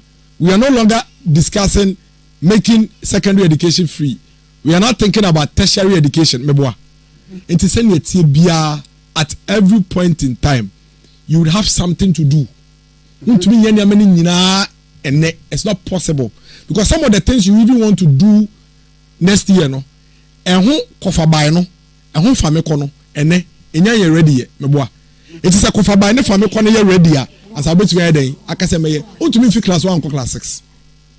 nti ebia why wadwen say wugin a obeye lawyer but what to me sorry fi KG1 ka say me call law school esa wo class 1 class 2 na wo through na we secondary school as wo law school me boa nti enye ade a obetumi asori prekopa lawyer e wo niam bi esese wo yeye nti wo ye ni nyina no na wo toa so na ye bi ka ho and that's what this is all about. Otherwise question bi obisa e na Kamala Harris vice president of the US so your campaign and you na vice president ana niam o keka no ye ni sisi a former president Bahama nkasa ono nankasa oba ye nim 2012 no ka che so ye spare driver ye ni main driver no ono po de onye opportunity be ye acting president as ye koto aba there be e wonu kra no wo ye substantive president yes ampa o ye substantive yes other na samre no one implementing ye ma so ye nyina preko na ma me bisa ne kese kra ene ya onam o ka che say oba me say me ba me say si na me bisa question niam na o keka no e ye niam e ba e how I start here ne there be emu dia ina ni wada dada nti the question is onya akwan be ye o mampeni no niam o keka say oba obeye no ana wanye ene yo say oba obeye level 100 tertiary oba ma mu free loan no national youth organizer so be chire mu say enye free na mami ka se na is for me ka se ya me ka na say miracles na kanti policy bi enu omo de aba omo ti a cheche mu da not even policy bi enu ho oh but baakui 24 na what is here yeah 1 2 3 4 5 6 7 here what dey mama 24 economy what is here ba ene say me fa ne say bi akantamanto omo tonton niema wo ho no aban be provide security inti anadwo nyina no betumi aton niema the fear ni say ya na nkofo suro say anadwo kwa obi be ye obi bi ni ade afei banks no so no 24 hour passport office bi am hiam passport akoba bi chira no pa adwini so honam no bre adwini so honam no there be ekoma ya di wan say no chema ena me church obi say adwini so honam no ebre unu say ebe adwini so enti na obekọ no obi mowa si ho no de ne say do mowa de do grass no obekọ no na mowa si ho no kwa langa ubi say o si o me de no ya na me ho to me ubi say ko bi za aye o si o me de langa no do a na mitimi ye ni ye adwini so a honam no ebre senior se metie yi metumi asende 100,000 Ghana cedis ato account mu na we yi na ne ya de aye de awope anajo 12 am kra metumi aye nti ebo 1 am me koje de on bank bia me koye deposit na metumi aye wa ha metumi aye o me phone so we dey cash wonim say ATM so we receive deposit ana wonim oh yes wonim say ATM aye Ghana ha oh bebre receive deposit then ye ken adwini so a honam ne bre when na Ghana ha waka che won say ye ha we wo my we mu ene say ye pese ye ko bank na jo 1 chami wiase afada nyina Ghana wiase nyina me on mind ba ko a ebo 7 pm mpa bank biye mamba ko one country there is none not even one country tell me one country in the world that about 8 pm I call passport office call passport one country but one country mama there is none not any no country in the world say there is backlog me say but one na backlog no 8 pm na me say backlog is it about collection at 8 pm and nipa na staff na e pay ye adwuma point o mtimi process the account na omo ka kire we say have you see the point into no say oba ubisa le question bi o say e ba ye be hwehwem we bisa passport office omo ka kire say the entire ye backlog no ye because ye pon 5 unti say omo ka say booklet shortage ho unti ye no ye na unim 24 economy say won timi ancheche mu ye unim the one policy nim on fa no 133 na de kunu 133 no nkra ne say omo say aban adwuma public service no we be ba no pa no wa pon awia na the position no obi foforo be fa na awia say 8 times 3 yes until 133 na mama is a question who passport no say director of passport sure it's director of passport no ye wo director of passport we ba no pa ne abada nya director of passport we ba awia ne nya director of passport we ba nyuma nti pon a ti say na mo ye no studio ha no wa pack ni wana okọ ewia no new director na wo ho create employment na create employment ama create employment o man nim adwini so a honam ne bre enti chief director for local government no 133 ebi ya chief director no pa na ya chief director wia na ya chief director nwumre teacher for no mo 133 na oni bi ekunu kra or say 24-hour economy football count because 2 AM next year match. Now La Liga. Minister of Local Government, for instance, you bet me the obey 8 hours. Na enam say soon ntina wonwa beman krofo aba. You be represented by say and Dr. Mahmoud Amia Kasembi. Or say former President Mama is behaving as if on your man peninda. Senior, no crepa and say the truth of the matter is that there is nowhere in the world that you can say 24-hour economy. Say no music no, you're running no. In fact, 24-hour economy. I think I've told you before. It's a very nice strategy that is working in so many countries, including even this country. London, London, even London, city no. The entire city are running 24 hours. There be no. And yeah, Oxford Street. Yeah. Australia no more than 24 hours. Melbourne na me Ska. Australia Melbourne. About 5 almost on my phone. If you see baby anywhere, you're running 24 hours with baby out. But you see baby out bekono, you have specific areas around 24 hours. Anything in Ghana ha, oko Atemuda, some Atemuda, Lagos Avenue, oko base wa. Yenda, eno pa ko show bi eni aso ko afi na okoda wo. All kono bi so ba. Oxford Street. Oko Dankwa Circle, our Kaneshi wana, mama no ton watch no, around 24 hours. But when it will be formalized. One more, me for some production. A buying bema with incentives. It is a idea when I produce tenor. Ubenya incentives are ama. No for production. Senior, share the omokano and rocket science. They don't have to lie to us for votes simply for this. Nutrifix, a factory. Ewo tema hey. Nutrifix, a factory ewo tema. Me no kasi. Almost about 9:15. And opa shift aba. Ema mo bus na be form mo be ndra na jo no. E ko fie. Omo ko fie na yi. E bo be 5 a. Omo be djuba. Omo be anadwo de. Okotema, a lot of the factories are doing it. Okotakrade a bebre wo ho. Bantama. Obi te Bantama street. Odi za Bantama senior Ura street ni mu a. Ye onkofo bi a okọ Bantama anytime akoto no. Senior wanamti. Ura street wa tem bi a be Ura street ba akoto. So I just say, inti bibi a ewo on my way mu dada in specific areas. Ampa ubetumi de account manifesto maka say oh sa mia de we ebia me ba me gidi say me wo other areas bia metumi ama na yete say Oxford Street on by 24 hours.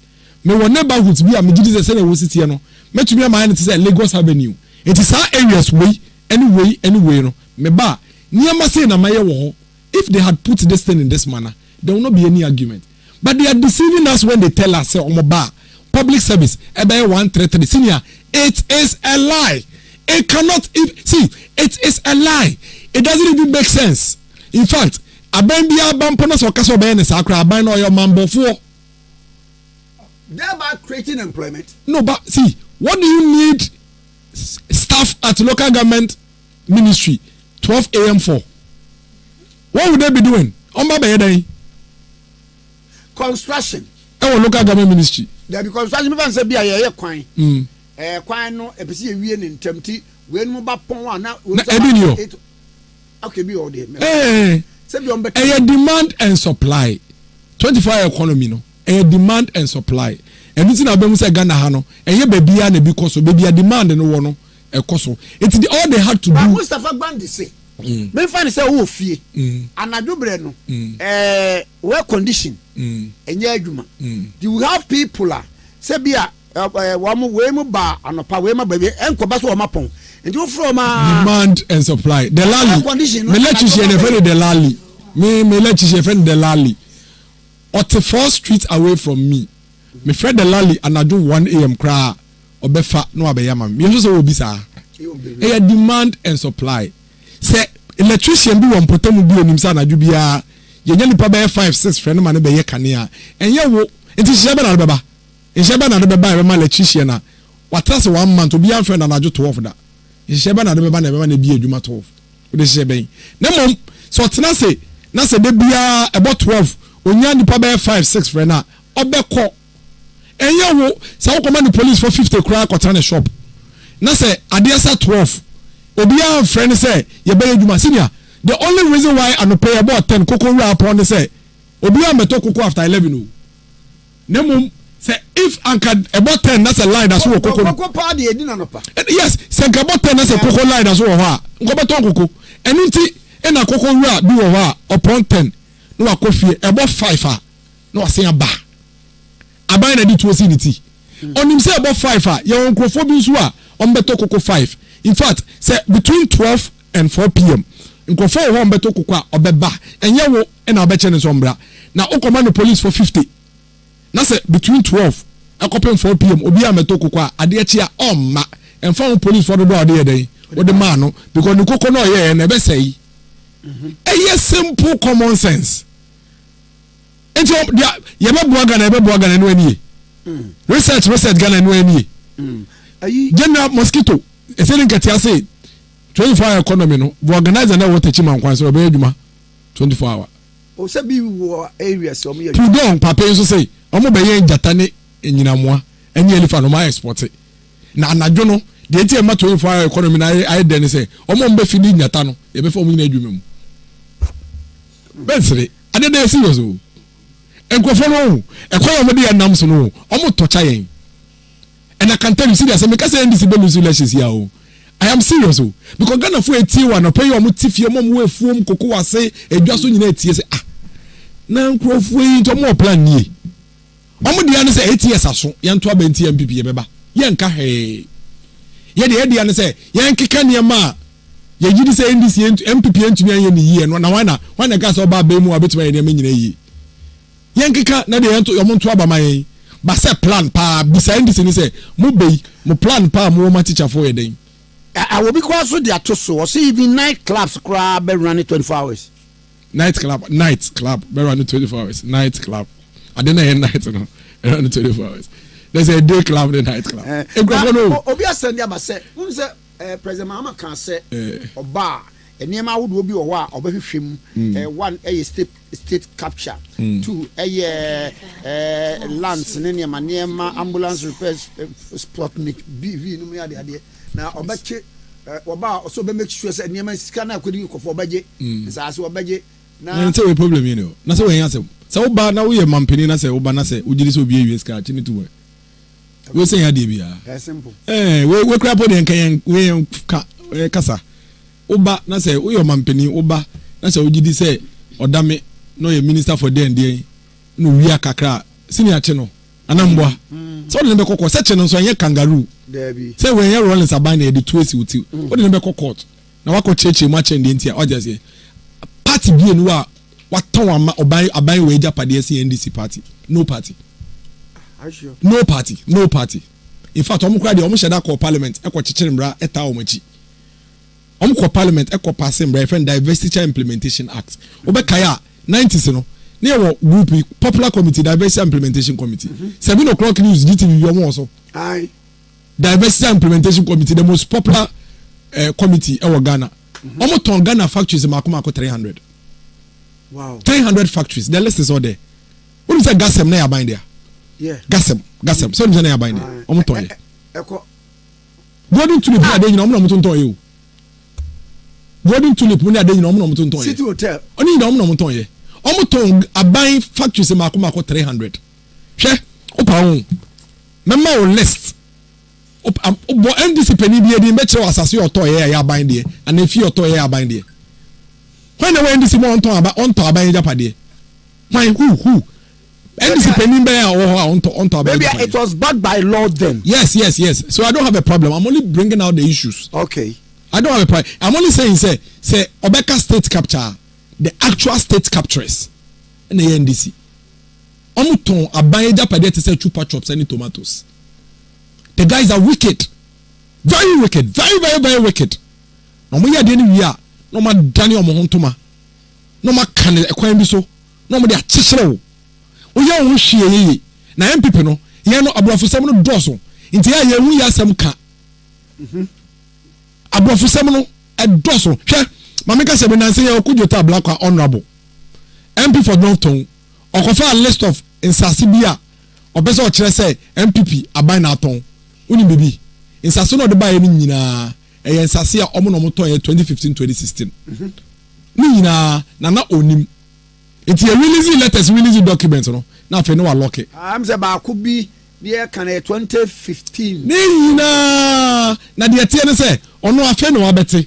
Otene embra omo mata asase na afa no omo registration. Wo say asase no to a e be take your while and so register. It what ya no de beto abonti no nim say ono ane nkrofo. Hwe prisons. Cantonment prisons na we opposite police hospital no. Omo apartment ya accommodation no. Enye MPP aban the team omo de manipa baako. One prisons for headquarters. Omo de manipa baako one person. I'm telling you. And no esi wo abanda ne penso. Oh yes. Omo de manipa baako before na dum ka me kan letter ne kire o. Any contract omo sign. Na no time omo sign document December after elections. Omo lose elections 2016. You know omo de sasa ne chair. Roman Rich. Oh, Buster home Roman Rich. Omo ton ye, omo de manipa baako. Omo de manipa baako, omo ton ye, omo de manipa baako. They gave it to one person. NDC, they gave it to one person. Omo ton ye, omo de manipa baako. Enti sometimes you see, yeah, no, we like to focus on bread and butter. The things that keep the Ghanaian citizen awake. Into to be omo yes anya mana, ye should di ni ye jai. But no government, no group of persons in a real Ghana Japade aton amomo ho ti say NDC omo tonton factories ema omo nafofo DCC sorry tonton factories kwata ma kojo ru na kwhwe in sorry wo akese wo na akese na aban Japade no omo tonton omo nafofo enti eneyi omo nya no na to de bia ho say yenso yekoso ba fam na nso eden ewe ye ho ona wo ho anope obi asori di obedi onyayo enti wo na wo aban mu na sesa wotumi pe bi manage no enye de awo ka na nipa ne ba betie wo obi oba be cheche ne rek akra say we mu na ye no on na otie no enti to de bi ama ya asem ka enye de because wo mpe senior anope no fu obo a ewo soro no wa ban na ewo so enti wontumi nya no mbe chechirem enti na to de bi a ne aye kom no but state capture NDC for omanji individuals ejapade from nsem omanji individuals ejapade individual persons o my own business hwe ade ba ko ntie to de bi am say na your regions bi am pay this asem on pay this na nkofo we fi abakosem. It has nothing to do about tribalism. It has to do about how some of the indigenous people of those regions are not very popular were treated by the PNDC in some areas we are okay NDC businessmen are my room and this for your businesses from him. Businessmen are my room journey through my room because of NDC. Businessmen are my room I am here because you go nana boache nana bi ne papa ko bisa ne papa boache mattress apia menkamo people who self-made people are NDC for omo japade omo ton aban de na baji omo de momo ebu baby no government owned state owned asset near Toma 31st December women's movement it's a home country na yanto amomo it is state capture. The NDC should never ever go on that tangent na ito de bi ahun so omo ka corruption in sem na omo nka nche jo Mahama his excellency omo ka nko omo meka. He is the only president in the history of this country up to now emunukum edaso woniti when it comes to corruption, the only president. Oh, but he has been exonerated of all the charges. Which charges? Crown Court, no. Eka said. I did say I'm charging no. Tiare say exonerated no. Prosecutor, special prosecutor, one kasa exonerated no. That he am charging. One charge no. And I'm say charging so there. Prosecutor pa no charge o. And not just a 1 year boni.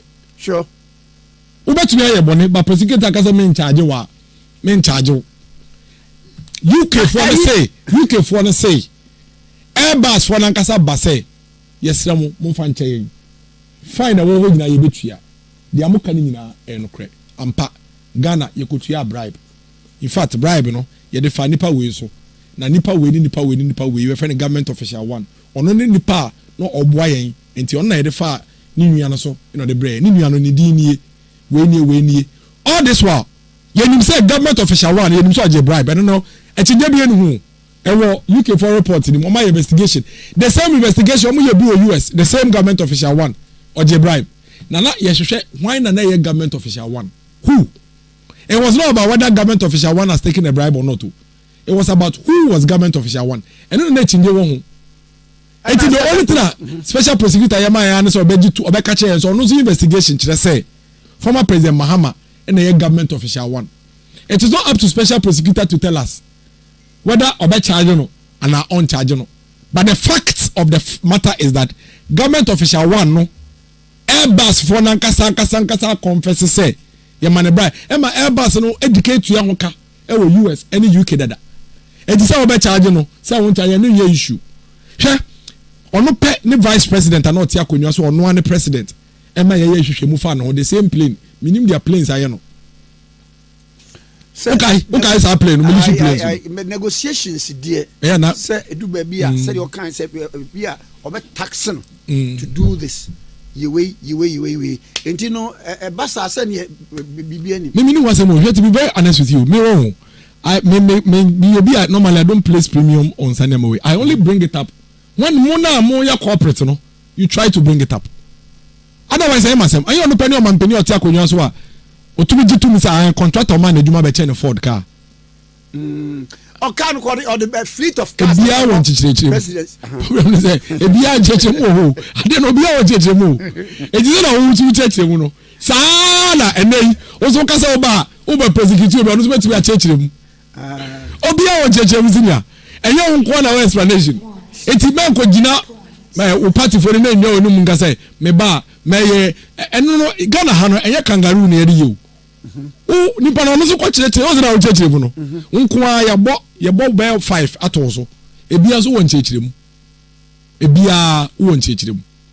Enti I only think say the Ghanaian population no wiser than we were in the past. And that is why the NDC will lose these elections, respectfully, in all humility. Now, my graphic online. Now, graphic online. I think a book on some mentioned people calling me a liar. And I thought to myself, at least I'm not being called a murderer, as my boss was, or a drug dealer, or even government official one. It's Excellency can as a way. Aye. An influence to what? Say a book on Zakache and say, I don't know what transia opponent, but it's true. When you say multimedia for your investigation, be and mom realize you say, and this in fact in their report, how many international group in a year's investigation, their report established say National Communications Officer of the NDC Sammy gyamfy, and the NDC for share that say. When you say online, a use algorithm say your corner Kwame chromatic is here modern for Kwame chromatic is here, tell me generate content. Kwame chromatic is here modern for a bedu baby no obo modern for Ghana pa Kwame chromatic is remember. Yeah, sure. And you see the number of times I am mentioned. And the investigation of multimedia for and this international group we here in the say the Baumia is a liar no was there and this for share that say a chichire to online. That one is established. Some years investigations no and more establish it. And I don't know senior untimi ya hwe obi na ye no wa chichira to so then na obetumi aye enti you can say oh say we nko na mo beka to me so because bibia o evidence so kire say ade bia me ka say me ye no me ye o ka so be ye your friend say baba why is that I'm not being called a murderer me o ka so be ye drone zipline drone so mo kan say zipline drone no or the bar I had obetumi aye dempo e be na drone etumi de moja akọ baabi edu baabi na yede ba afedo musi wade no kra behwe ma ho wadware eni ade o se Ghana card ebeba ye betumi de tukwa ifia o mo say possible ade bi obeka bi the first no mo kan say oboa enso bem eno say mo be frame lion ko ade aka mepe eye say so be frame say me yewudini ana eye say so be frame say me government official one ko government official one de o ye kronfo ana internet here eti okawe I think say me na yadwe and me opa bisa Isaac Kreti we bisa say be friend trofo eni say be friend wudini ana kronfo de no pe bisa no aye de na pe ade say ofem baako say ofem baako nanu ita na say akwasa kutia bi o say ofem baako okay eto bia no ne de enti ono so ne de onya e wafa oni wo change kra I see where the uncommon minister papa na afa ni asha ase ai na mama hwe the way forward enra enkataudia one manfo nyina di no so wo run the upper e ko say the American say Dr. Mahmoud Bawumia wa komapa ema oman Ghana owo adwempa ema oman no owo eniswade hu kese pa ma oman no nokre enye niam na ban ka se ye ba ye be nyina na yetumi aye but yehwe bebia babedri ene dia wesua ene nimdia wenya as vice president ene ono ankasa kra ne contribution as vice president to oman we bepem na ogidi se sie ma no kwan na ye bo no be yo mampania didi kan obetumi abo ene pa ya ye no ho ban na dia anya aka no otumi abo ya no ni ahwe ne de sanu ma no so ayeden aba ade ba ko a ehia tisiru pa going into the future of this country kendinia owo abadaye kendinia owo tema kendinia odon nokre ebedi nanim na ne kase pa ye kendinia owo akukudru emre bia masema meka ne se ye kase obi ye kendini papa enye kendinia ebi ebeka se ohaw ne amanehunu ba enti no ye kendini papa o emo kendini papa ye dia ohaw ne amanehunu de beba na emum eba owo sa akukudro na obetumi aka se ohaw aba moma yen ka ye humbom ne yen yi ye humfrim. That is who Dr. Mahmoud Bawumia is. He doesn't believe say ye pay na yen saka. In fact, Andrew Akro can say ogidi se still aye difficulties ne hardships as a country na emum ono de nhihye we no gidi se betumi aboa na yiye free sa ohanim si ye hwe sa nhihye we na ye gidi se oye completely different kind of leader. Dr. Mahmoud Bawumia is not your regular politician. Ono ti we until say me ye mudu a politicians dey be fa yen ye ketekete no me recruit yen mi sakra mo okwaba na be fa me mo wo fajare kwela bi ene wo be fa me na odi me ananti mu a nti ye mu de obetumi aka chen say ye de ye thoroughbred ono de oye bank out in baby e ne bank na adwuma ene yakofa no. He's a fine line between politics and technocrat.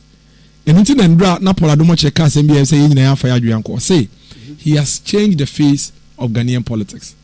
Before Dr. Mahmoud Bawumia, anka yes our discussions manifesto Ghana. Yeah. And this for the answer about one so no mkwa matches ni crazy ba say Kotoma Bruni no.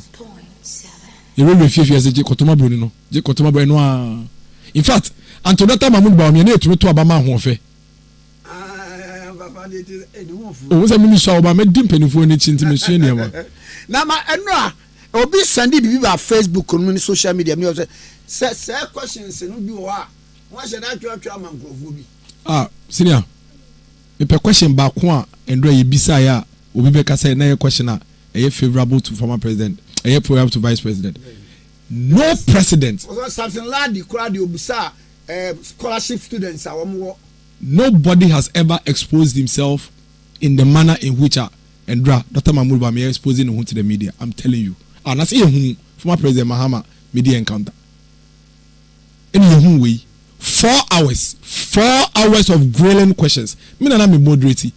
Why na me man? Na question is me man question puna. Enti me na me the question ma obi say ba ulaya. Ena me timo odin. Me na me the question ma obi say what say fundamentals are weak.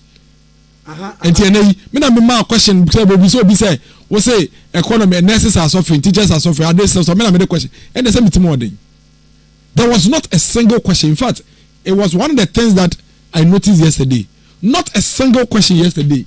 And I because we dey a friendly question, my daughter. Now me plant a question na. Me plant 3 modern questions here, man. And now the first comment to make you when the questions came, these are tough questions. Yeah. Opa, one kasa question video ni biom. Now pick one question. I will say a favorable question. I will say oh we dey miracles plant here. Difficult questions. The things no president would want to talk about. That is what Dr. Mahmoud Bawumia talked about. Now tell me, which vice president in the history of this country has subjected himself in the manner in which Dr. Mahmoud Bawumia subjected himself? The man is different. The man is carrying an entire government on his shoulder. Former President Mahama Kronya Kwambedi president and Sir Oba Abakache and in 2012. He did not carry the government of the NDC and Atamels like Dr. Mahmoud Bawumia is carrying it. Everything is on his shoulder. the good, the bad, and the ugly. The man is basically held responsible for everything, and he's taking it. He's chesting it, or on the chest without fear. The difficulties, the challenges, and the successes, the good, the bad, and the ugly. 4 hours of grilling questions. In fact, and young Mekran, I'm stopping now. Because the man simply has nothing to hide. He has nothing to hide. Yeah, that is why he keeps calling for a debate, you know. Because all person who ni peti mo say who compare me no nasem. A debate in the omuma. Omuma. Enye force also. Enye force. Ompa no mo ba. Mo say mu debate no mo pa mo any electricity no nkoka. I say ya yes yomo. When I campaign say Dr. Mahmoud Bawumia and opa kwabele kuma west. The campaign no no. Oka say we are on the mic is here. At that time we meeting. Yes. No former president mama why campaign 8 years still I betwa no campaign no wakwa wakwa say obaba akwa no akoda 1 week. That is a strategy. Now why then? Dr. Mahmoud Bawumia has taught this country lot more in less than 7 months a year no than former president Mahama. Yene Ghana for dim komo, yene ahemfo hia, yene friend say asofo hia, yene trade unions hia, yene mechanics hia, yene teachers hia, yene artisans hia. Omo nyina yede microphone si ho. Or Youth Connect program or program by Youth Connect. Or could share the young people in the constituency. Only on we are not the mic see ho. Obi ebisa no question be on person bisa no. Mosi ye no yaye. Mosi ye media engagement yaye. Afemre na debate amuduane. I am telling you that nobody in the history of this country, no president, no vice president in the history of this country, and etumi aye the Dr. Mahmoud Bawumia aye endra no. I mean, with that media engagement, but senior, look at the enormity, the intensity of the conversation yesterday. No journalist was afraid to ask any question.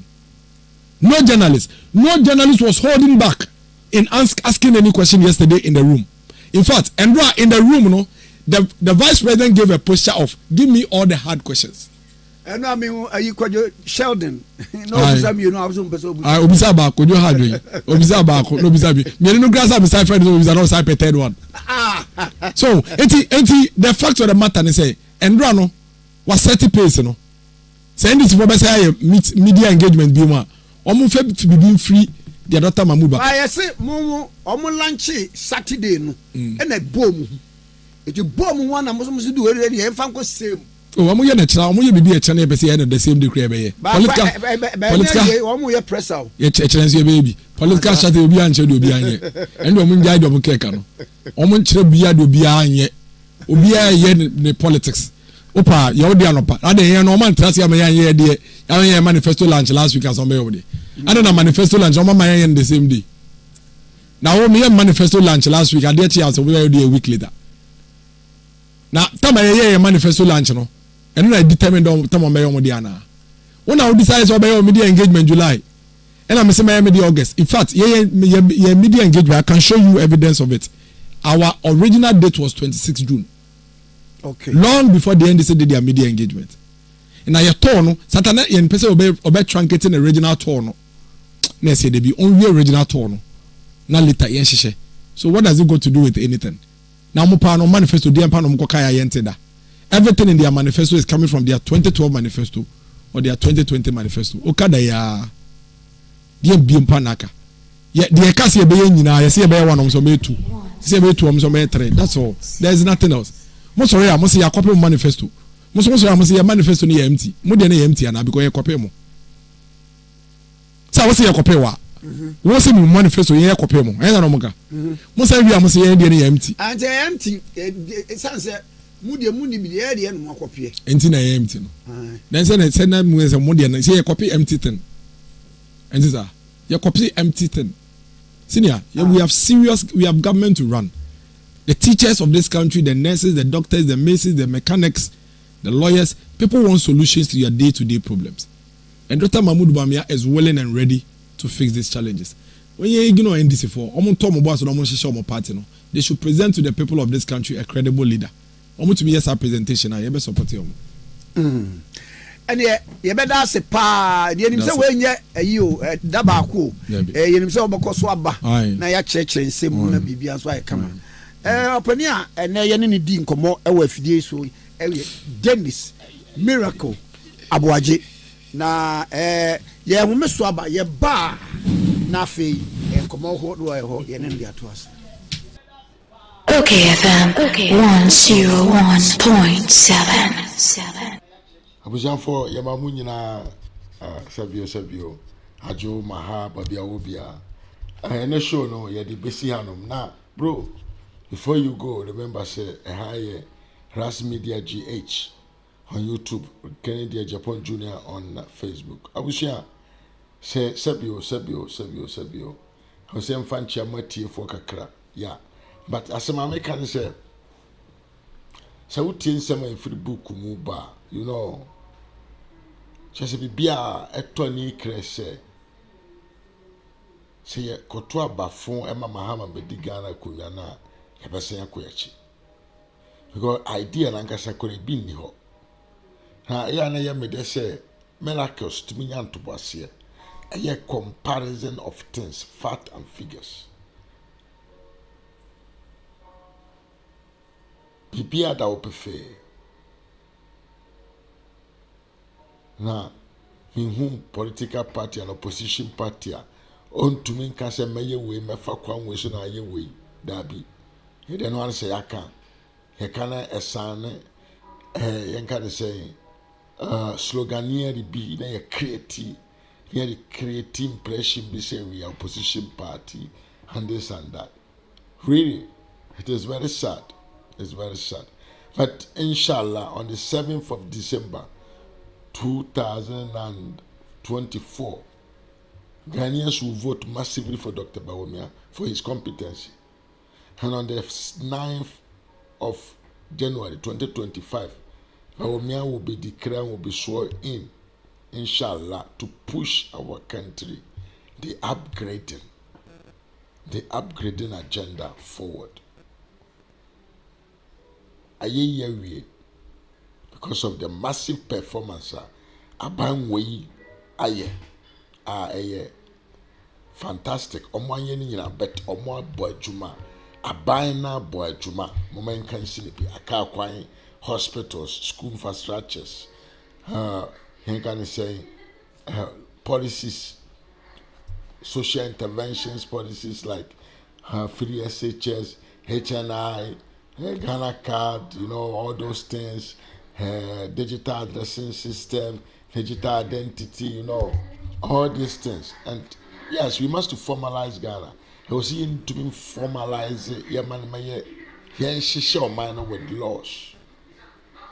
Maumia is coming to continue this job and make Ghana a better place. When first said that I say Mfama Masibuafo, Nana Sewa Ever, once much Francis Mate Kole, once much pa, Sansuna Nancy, Hofori, Michao. Yeah, also Michao. And a Talon FCTV, Michao, God bless you. Michael Adu Michao also. Steve Audacity also Michao. Have you like a video no na subscribe to the channel? Say ne and your first time subscribe and your first time na host nyan subscribe ya bo madrasa or best subscribe na wabeka busia ku kese no RAZ Media ha ya wamenka mo say wo shop e wo ye videos ase wetumanya MPP atade kama paato sebe yenwa no ma mo abrochire. Yes, it will be easy for you. Ndamu ina se na mo bre abusia yedi yen kan say adwene enam mo achi a ye be hwiri nsu prawo ti yedi mo besia